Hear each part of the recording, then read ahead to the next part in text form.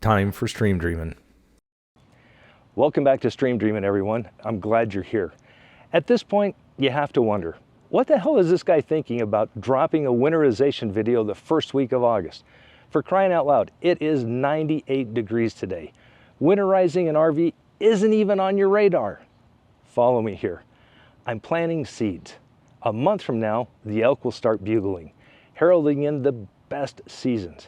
Summer will be done. Fall is almost here. It's time to get out. Enjoy a fire when you're not sweltering in the heat. Warm up with some hot chocolate. Snuggle under a blanket by the fire.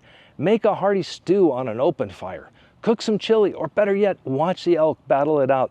Then come back a month later and watch the moose go at it. That means Yellowstone, Teton, Rocky Mountain National Parks, or if you're in the Pacific Northwest, the Northern Cascades and Mount Rainier National Parks, Glacier, or a host of great state parks. By October, temperatures in these areas will drop below freezing, and freezing can be a problem if you're not prepared. But you will be, because you watched this video in August, so you're welcome. Now let's get to it. So here's the process. Shut off the hot water heater, then shut off the water pump. Open the low point drains, close them when the water stops flowing. Drain your water tank, that's the third valve there. Set the air compressor regulator to 50 psi. Attach the compressor to the city water inlet. Open the valve to let the air flow into the system. Go to the kitchen sink, turn on the cold water. Shut it off when it stops spitting water droplets. Then turn on the hot water. When it's done, go into the bathroom. Turn on the shower. Hot, then cold, or cold, then hot. Either way, just make sure you do both. Then flush the toilet and hold it open for 15 seconds. Go back outside to the air compressor, open the outdoor shower compartment, turn on the hot water, then turn on the cold. Put the shower head away and lock the door. And you're done. It is that simple. Remember, water freezes at 32 degrees Fahrenheit, and when it does, it expands and it breaks stuff. Air doesn't expand when it gets colder. Take all the water out of the system and there's nothing left in there to expand and break it. I'm telling you, I followed this process all winter long last year. I went on a dozen trips and I used it each time. When I came back, as soon as I was done, I followed these steps and none of my plumbing or plumbing fixtures were damaged in any way. It's super convenient and incredibly effective. Here it is in action, step by step. All right, step number 1, turn off the water pump. Step number 2, turn off the hot water heater. Those are the two hardest things you have to do here. Now we're going to open the valve. This is hot and cold, a mix of both. Relieve the pressure in the system. More importantly, we're going to leave that valve open so that when we go outside to the low point drains, there's no vacuum in that line and the water is free to flow out. Now there's absolutely no reason not to open both of these at the same time. I have no idea why I chose to just open one, but here in a second I'll open the other one and we'll get this party rolling. As soon as the water's done dripping out of these, it's over. Now the white valve to the left of those is the fresh water tank. I usually drain this on my return trip home. Summer, winter, fall, doesn't matter. I drain the water so that it doesn't get old in the tank. All right, go back inside and close that valve so we can build some pressure in the line. More importantly, so we can catch it on film. All right, so there's a fitting that screws into the city water port. I'll put a link in the description so you can see it on Amazon. They're like 12 bucks. I chose to go with the Milwaukee cordless air compressor. 1, because it's a great quality unit. 2, it fits perfectly in the Basecamp. And 3, it takes the same battery as my drill. Now, it'll pump up to 140 psi, but we're going to regulate it with this dial here to something less than 50 pounds, which is what the internal regulator within the Basecamp regulates the city water pressure coming into the unit down to.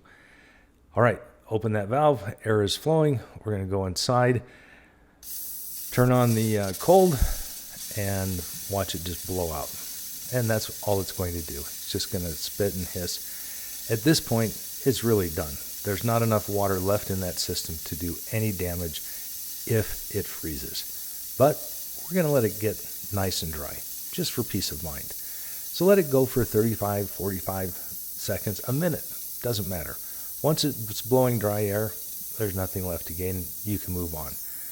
All right, I put my hand under there and feel the air blowing, and there's still a little bit of moisture coming out. So I'll wipe my hand off and try it again. It's much drier.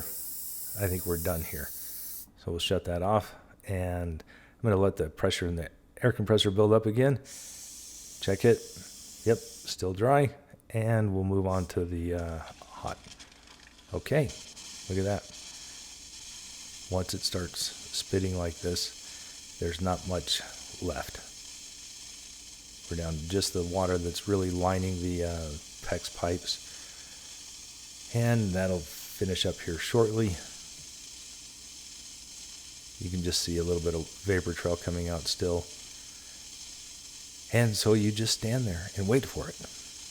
But this whole process, start to finish, 5 or 6 minutes. It is really quick.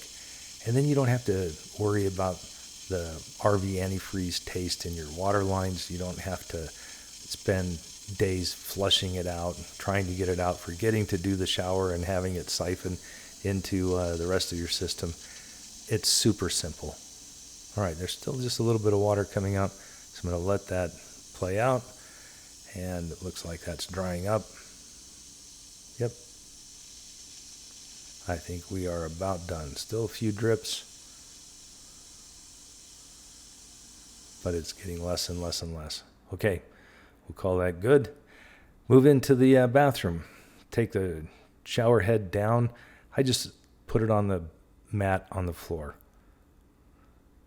And then open one valve at a time. It doesn't matter if you do hot first or cold first. Just remember to do them both. All right, we'll put that out. I'll open one valve. A little bit of water coming out, not a whole lot. Okay. And we'll switch, open up the other one here in just a second. There we go. Good. I like to see that. Then I know that it's really working. Okay, that is just about done. All right. As soon as we shut that off, we can put the shower head back in place and move on to the toilet. Now, I want to say something here. Don't forget to do the outdoor shower. I'm not going to do the outdoor shower because I don't have a valve in there right now. It's your choice whether or not you want to take that shower hose off. I do in the wintertime. It's a 15-second deal to take it on and off, but let's focus on the toilet. All you do is step on it to open it up, listen to it hiss. It'll blow a little bit of water out, give it 15 or 20 seconds, and you are done. All right, now there's nothing left to do but the outdoor shower. Don't forget the outdoor shower. If you take the shower head off, that's pretty much all that there is because it drains really, really well. Then disconnect the air hose from the Basecamp and the air compressor. Put the fitting back in there to plug it up so you don't get any dirt in there. Pick up the air compressor and put it away. That's it. You're done. Look how nicely that fits in there. I mean, it's just a perfect pairing. They even match. And the red matches the trim on the Airstream. I love that. All right, as always, thanks for watching Stream Dreamin'. I love having you around. If you enjoyed the video, give it a thumbs up. Share it with somebody. Subscribe. Do all three. Love having you around. Until next time, make it an adventure.